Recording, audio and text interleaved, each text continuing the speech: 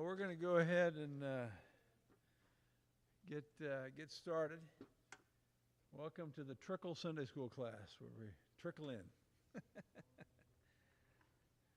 So it is with holiday weekends. So I just want to let you know that next week you will have a guest teacher, Shane. Yes. And that is because I'll be at the St. Louis Art Fair next weekend in downtown Clayton, and got a booth there along with about 140 others, and it's really kind of neat. And so, invite you to come on down if you want something to do. It starts Friday, 5 o'clock to 10, and it's Saturday. I think it's 10 to 10 or 11 to 10.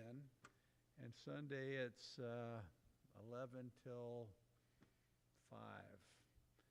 I think it's in the streets of downtown Clayton. They shut them down. Yeah, and so my booth is in front of the police station.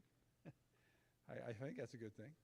And so yes, Clayton's about 30 miles. 30, yeah. Yeah. Well, if you go, you can just put it into your thing.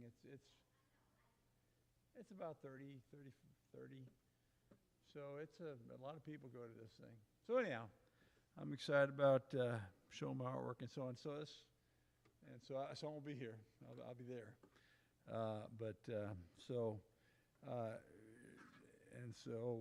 Shane and I've talked about the topic. And he's not following this per se, but things related in a sense to what we're talking about. And he is in Louisville this weekend as his son's getting married. And so Leslie is speaking to us today. And so we got all kinds of things happening. All right, as you recall, we've been looking we're in the 30s and 40s, and we're looking at this change that's going on. And we've talked about the rise of what they call anti-institutionalism. And so the questions behind that and so on and so forth. And often we see that there's also personalities. Now, last week, when we talked about Fanning, Yater, Tant, when you type these things up, Yater Tant becomes Tant Yater, and that's what Joe was laughing about last week. And so I didn't realize that, she's even saying it, but I realized I'd put his name in wrong, so the last name was Tant. All the stuff's right, I just kind of flipped my Y on my T, unfortunately, so wanted to correct that. And what we see that among some, there was this idea of these understandings on different issues, for many became almost equated with the gospel. And if you didn't hold to these views and these positions, then that was troublesome. And so there was a lot that was going on and back and forth. And so as we look more deeply into the issue and kind of look at some of the roots and similarities, what was even in the early 19th century, I think it's very helpful. We now turn to the specific issues and developments that arouse the opposition of the anti-institutional movement. The efforts to build institutions, in other words, things other than the idea of the local congregation.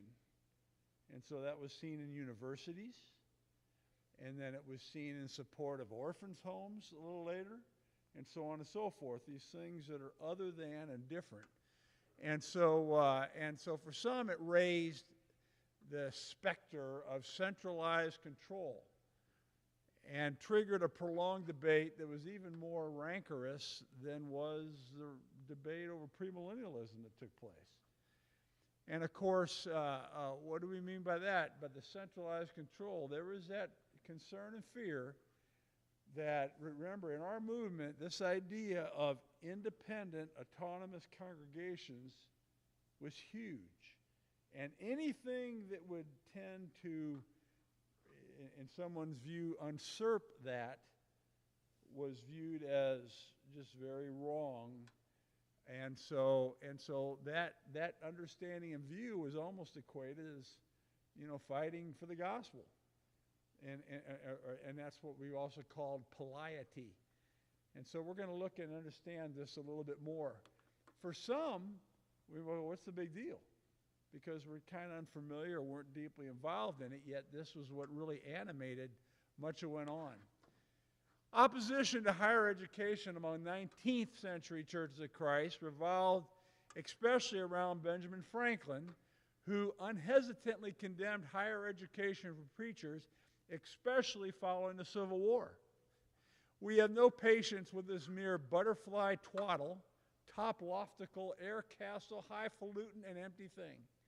Now, I don't know that I can interpret what all those metaphors mean, but nonetheless, he's kind of saying that this is just foolishness and emptiness, and why are you doing that? As you recall, Benjamin Franklin was a man that grew up in poverty and basically stayed in poverty, and we looked at that extensively last year, kind of into his life. And so this view of poverty Christian is a badge of honor.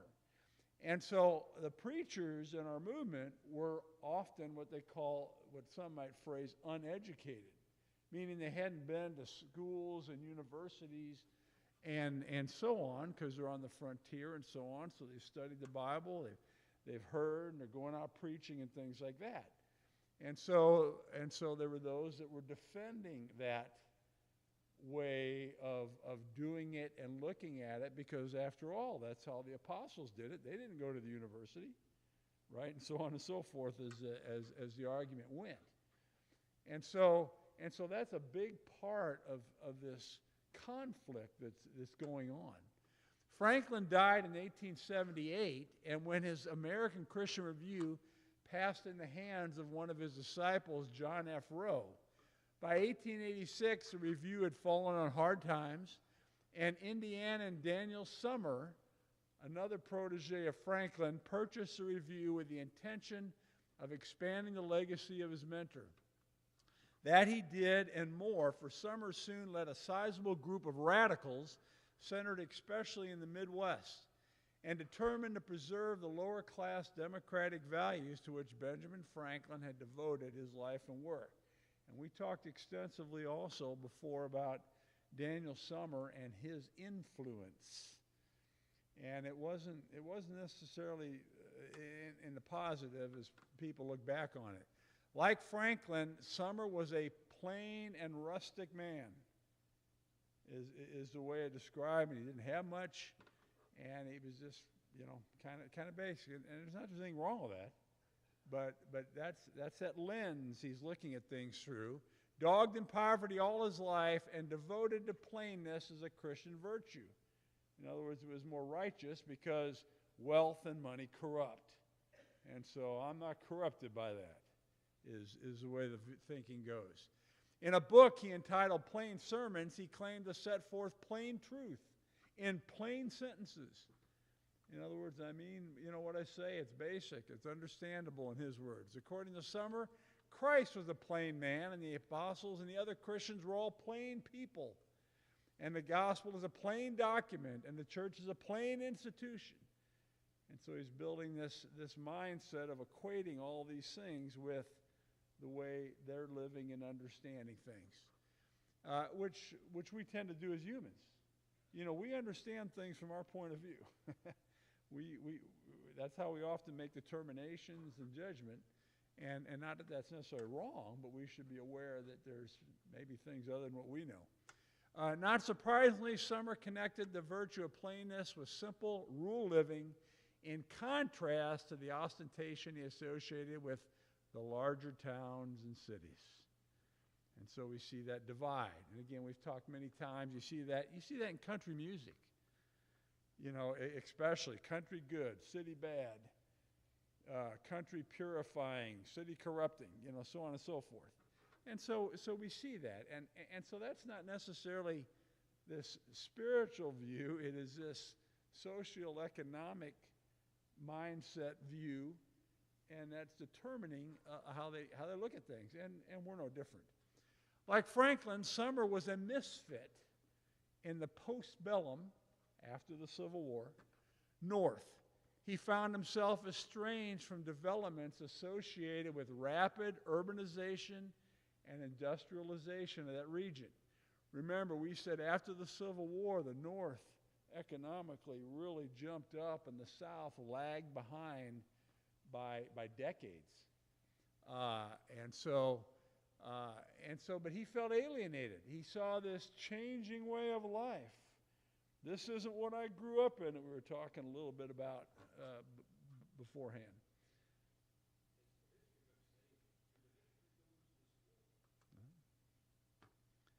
Sure.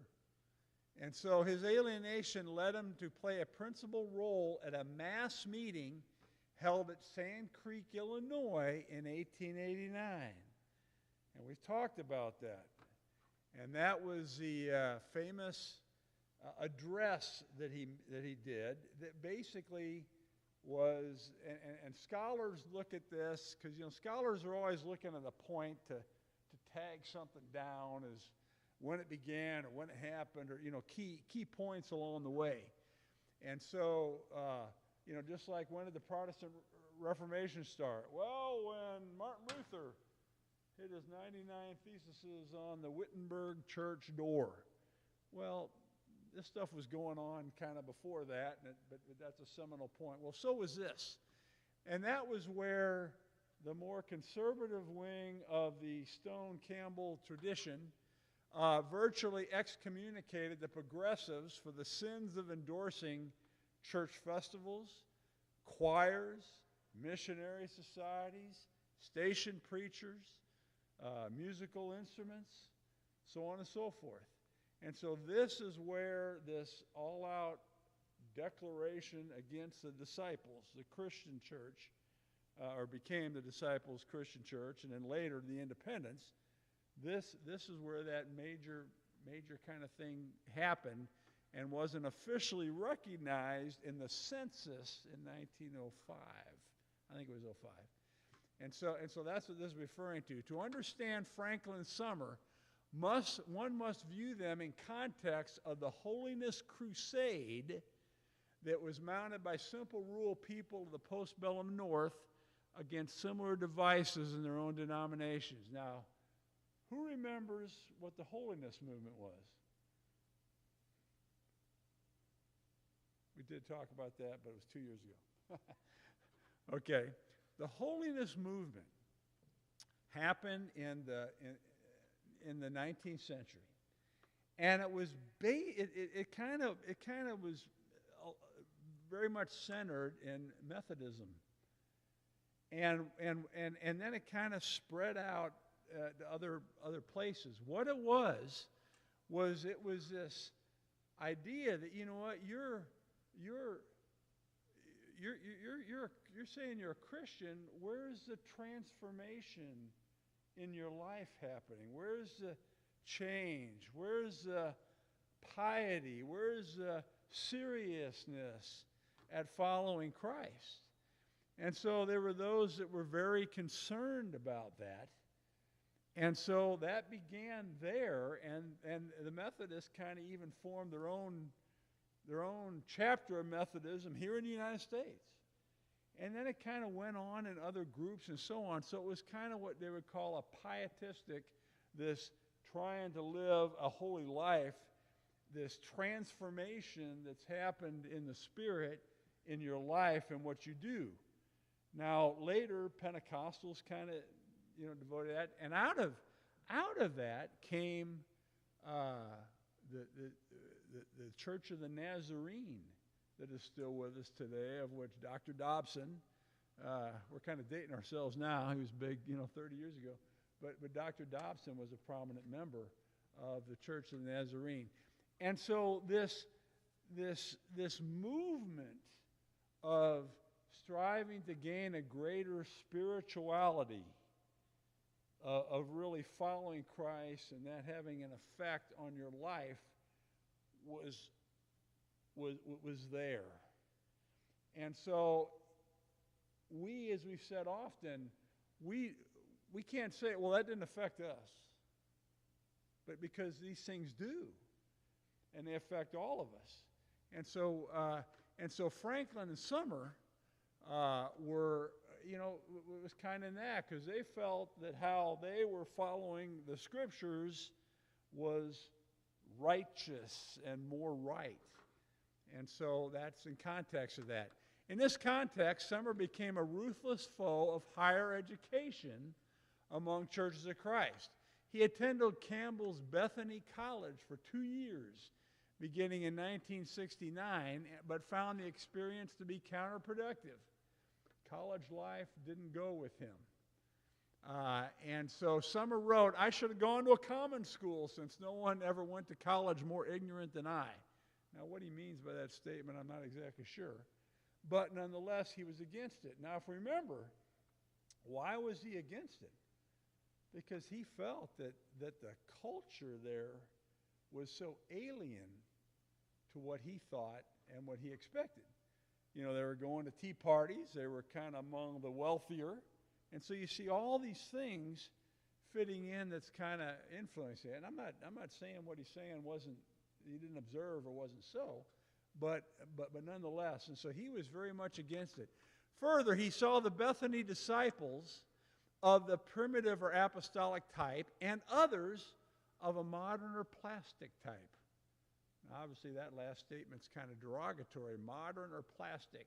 In other words, there were those that were serious, and there's others that aren't, in his view.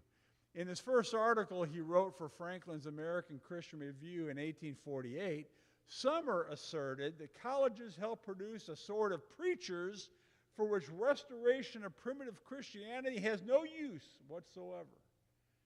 In other words, these guys aren't on the same foundation that we bought into all this with. Several months later, he targeted Bethany directly. And this is a photo of Bethany College in West Virginia. Has anybody in here been there? Donnie and I, when we were in Pittsburgh, I said, we've got to go, because it's only about 30 miles from Pittsburgh on the West Virginia side. And so Bethany's pile of buildings presenting a 420 feet front has produced an amount of pride and poverty among our churches which cannot be estimated. With her capacity for 600 students and her occupancy by 100 and her bankruptcy published by both friend and foe, Bethany is a grand failure. So what is he talking about here? Well, Campbell, I think it was in the 1840s, he was big in education. Most educated man in the country, Scott likes to say. And so he was very much for education. He embraced the positives of education. So he felt that for the movement, that they should have their own school. And so he kind of formed Bethany. And so this part is still there today. And it's kind of interesting. And so in those times, that's quite an investment. And so Campbell had to spend lots of his time, probably those last 20 years of his life, raising money and funds to support this. And so it had a big capacity, but it didn't have a lot of students. And so it was always kind of teetering, a lot during that. And so that's kind of what he's in other words, you can see how something like this is so alien to someone so plain and rustic. What are we doing? And so that's part of it. So you see all these things at work. When David Lipscomb and James Harding established a Nashville Bible School in 1891, Summer renewed his attack on church-related colleges. And he even grew more vocal when Harding established Potter Bible College in 1901. Now, the Nashville Bible School, that building is still there. That was David Lipscomb's house, and that's on the campus of Lipscomb University. If you go there, you can see that. They may even give you a tour of it by, setting it up or whatever. Not that it's that big. But anyhow, so that's that's where it started, in his house on his farm. And then this is a potter that was up, I think, in Bowling Green. And so anyhow, so he's against these schools. Some are routinely I'm sorry.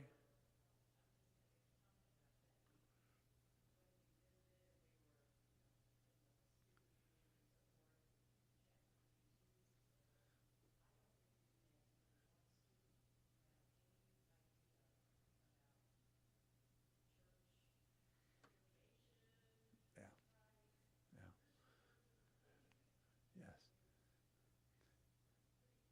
In other words, she was saying that the people at Bethany, for the most part, weren't related at all to Church of Christ. Now, Bethany is a disciples institution, or run by them. No. But, but in reality, how much history do most young people know? Most don't. It's just not a thing. But yeah, it was really interesting. And they're a struggling place. There's only like 400, 500, 600 students there, I think. Yeah, very, very beautiful there in West Virginia. Very, very beautiful. But nonetheless, they were certainly struggling. But that was definitely, and they struggled along the very liberal end of the disciples. Remember, everything is a spectrum. And you know, in the fellowship, we think of the disciples as the liberal. Well, even within there's a spectrum and things like that. But anyhow, and so some routinely objected to the church-related colleges on the same grounds as the missionary society argument. Ultimately, because both institutions usurped the power of the local church. Ultimately, this argument was grounded more in social than theological concern. It was centered principally in the struggle shaping between 19th century rustics and the younger, more educated preachers. And so we see this battle that's going on. Now, my dad, and I've quoted this multiple times, you know, I remember when I came back to school, you know what happens to those of us that went to college? Well, you start learning things. It's kind of exciting. You know, and so you go home, you try to share some of that information and knowledge, and you know, you think you're smart. My dad used to say he has enough education to make him dangerous. Was his phrase. And of course, what is that? That's just the immaturity of not knowing. You think now because you're exposed to things and you're so clear that, you know, oh, well, it must be so. And it may be. And so it just kind of challenges what you're used to. And so, you know, education's a good thing. But, you know, you gotta temper it properly also in that understanding. But anyhow, that's what's going on here. Quite simply, some are feared that the younger generation of preachers would render people like himself obsolete. It is interesting, he thought, to watch the moves of self-importance among the young men and women when they came home from college. They look down upon the ones who are not as educated as they are. In such a climate, he feared the poor preacher who has had few school advantage and so knows nothing about the Bible is a back number and is ostracized. Some are also feared that colleges would in time come to control the churches by producing a class of educated clerics who would push aside the God-given elders. Some are struggled against colleges clearly involve far deeper issues of kind of power and control. And so what is he talking about? Well, there's fear that we would go from the autonomous elder polity or way of running things to what you would call the pastor-run church. In other words, well, he's the educated one. And so that's what's kind of behind that. Bill.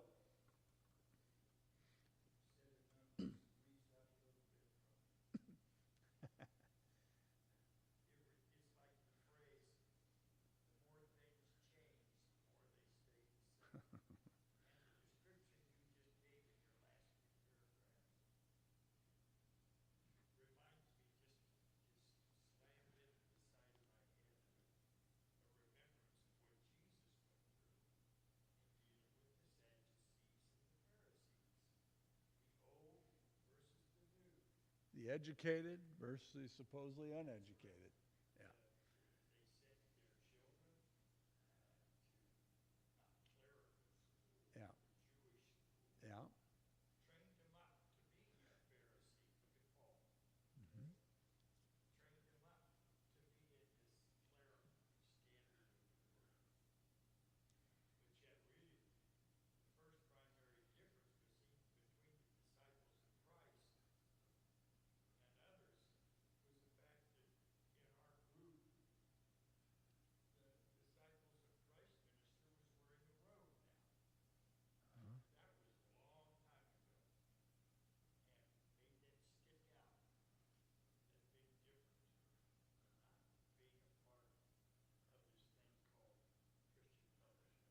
You had the clergy, and the laity was certainly promoted. Yes.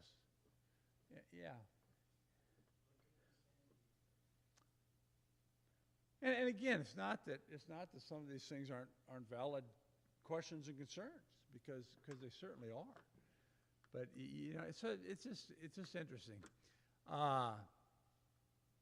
And so, and again, this idea of, well, this is going to become the pastor-driven, and it's that way in lots of congregations, not of churches of Christ per se, but that model, if you will. And so there's tremendous concern over that, because that would take away from what we have so firmly believed and have established. By the 1940s and 50s, the anti-institutional movement among churches of Christ sounded remarkably like Daniel Summer. So here we are decades later. Representatives of the mainstream churches routinely sought to discredit the movement with the label Summerite. You know what that means? Right, Betty? No. I asked Betty if she knew what that means. So, Summerite, in other words, those that thought like him, those that were separate. Now, later on, a lot of these congregations that viewed things that way, that were against the congregational support, not individuals, but congregational support of things and a lot of different stuff, were called the antis. Have we ever heard about the antis? Have you heard that, Carl? What do you understand as an anti? Against, right?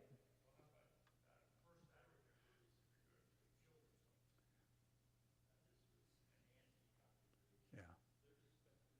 Well, but this is rooted in this, though not initially, because we hadn't thought of that, and then somebody thinks of it, and that gets included in the argument. Were you going to say something, Betty? Okay.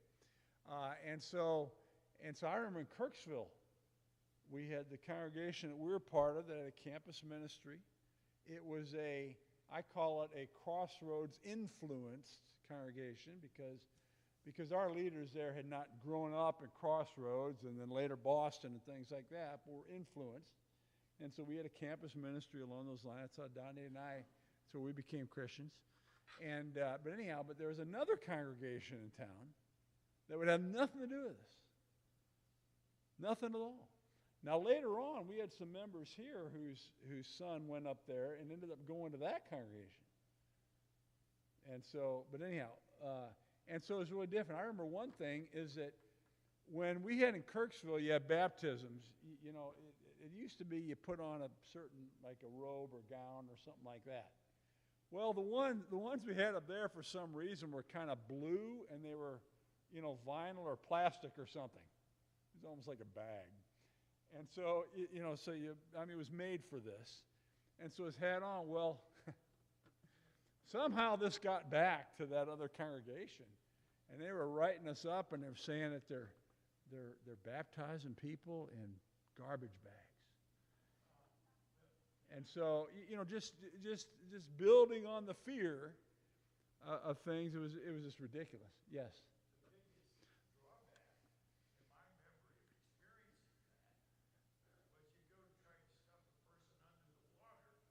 The air.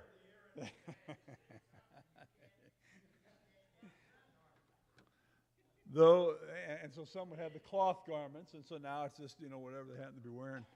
But it's just interesting, Carl.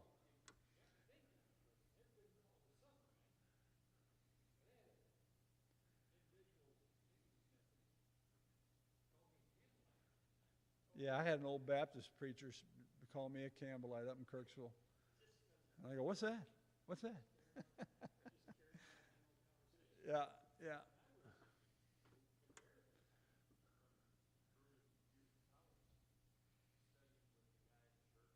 Yeah.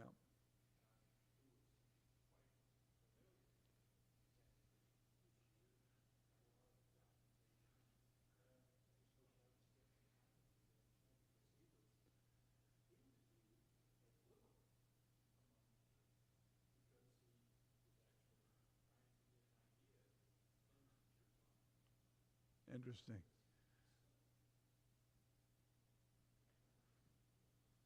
Yeah, it's all over. You know, and I've told this multiple times too, is that, you know, Gary Horn and I met there with a local congregation that was just furious with us here because we supported the food pantry and other things like that. So he was from the very anti-institutional wing. And it was amazing. And he said this was all resolved in the debates of the 1950s. Well, he was referring to these, not summer, but what happened again later on. And so you see it happen. Bill, you going to say something?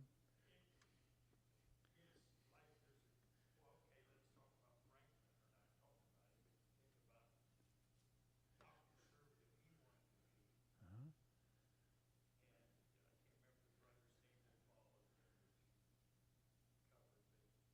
Summer.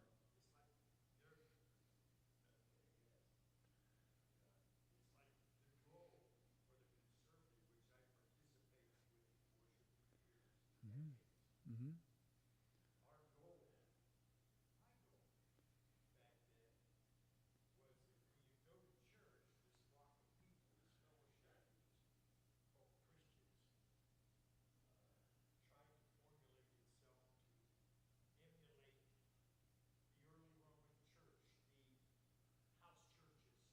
Yeah. Uh-huh.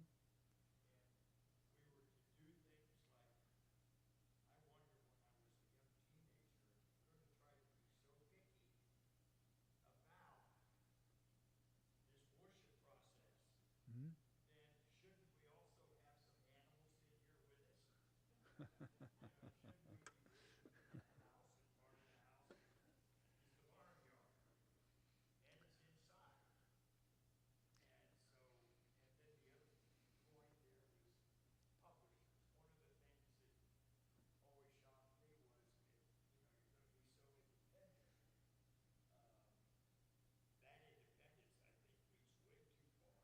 Mm-hmm.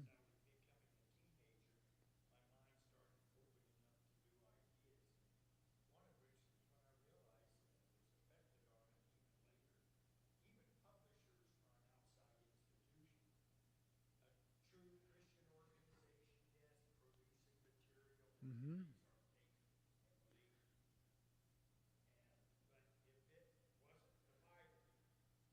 Yeah.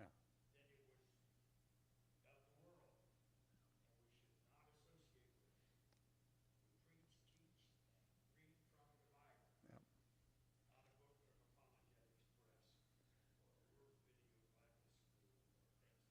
Yeah. Well, and again, I think what we're touching on in a lot of these things is that we see that as you really dig into the the the the hermeneutic, or maybe that's a little wrong because we're talking more in the scripture, but as we look into these ways of looking at things, that we see that as you dig and there's questions brought up, that we're maybe not as consistent in the application of our understanding. Just like the idea of, you know, you got those that say, if you have a kitchen, you are in deep trouble. And others look at, well, what's the big deal? It's a kitchen. You know, and so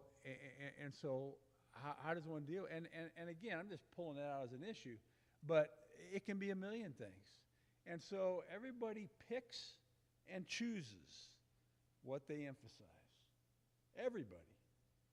You know, and frankly, you know, we talked a little bit about the hermeneutic. Well, the one-cuppers and the no-kitchen people and all that really are following the hermeneutic more closely than others that are not coming to those conclusions.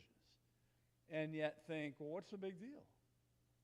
And so, well, if you emphasize the hermeneutic as being the untouchable, the perfection, whatever, as to how you go about interpreting the Scripture, and if you don't use that, that means you don't believe it's Scripture. Well, that's not true, but nonetheless. And so we see these challenges. And so, again, we see this playing out here. But did the representatives of the mainstream church, we said, sought to discredit? So all of a sudden, there's those that think differently than Daniel Summer, and so they're getting hammered. And so what do you do? Well, he's just a radical. He's just a this. And so everybody always labels. All these labels going back and forth instead of maybe trying to understand. Because what is our focus supposed to be? Jesus Christ. And yet we get so caught up in all of this. And again, we could pick our own issues for today, if you will. But the proponents of the movement, did they really stand in the Summerite tradition? Whether they were Latter-day Summerites, the anti-institutional people themselves, meaning those of the 40s and 50s and 30s, typically denied any connection with summer. And overall, they were correct. In the first place, anti-institutional people of the 40s and 50s hailed mainly from Texas and Tennessee and points in between, and not so much from the Midwest, per se. That wasn't where the concentration of that thinking came from. They had little connection to the older Summerite churches. In the second place, they framed the issue in terms that differed greatly from Daniel Summers' concern. Summer questioned the very legitimacy of church-related colleges throughout most of his career. He thought colleges were worthless. Look, I'm a preacher, and I didn't go about it that way, and so on and so forth. And look at all the, and there was lots and lots of others to point to of where that was so. And so the anti-institutional of the 40s and 50s didn't say there shouldn't be colleges. That isn't what the issue is here now. Rather is, how are they supported? It is true that they were often suspicious of colleges and college-bred preachers, but their chief concern involved the question of how church-related colleges should be supported. As Roy Codgill put it in 1947, the real issue was a matter of whether or not it is right for the congregation of the Lord's church to contribute to a college or school in which the Bible is taught when the school is organized as a human institution doing a secular work under a board of trustees. In other words, the polity.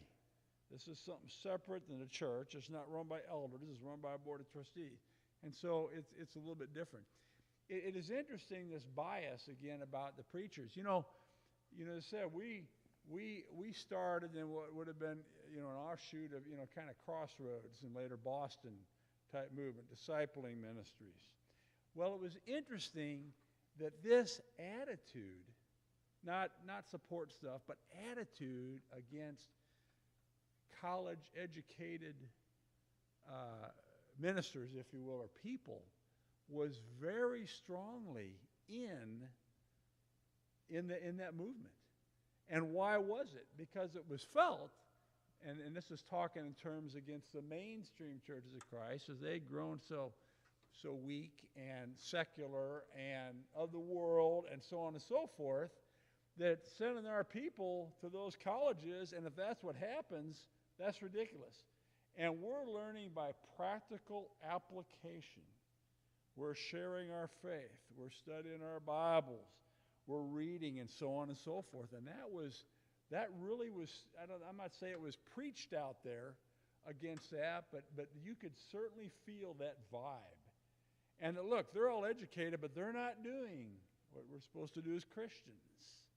And that was strongly felt. Now, it's also really interesting that later, and of course, Boston split from Crossroads, and we'll talk about that later down the road, but they formed their own school.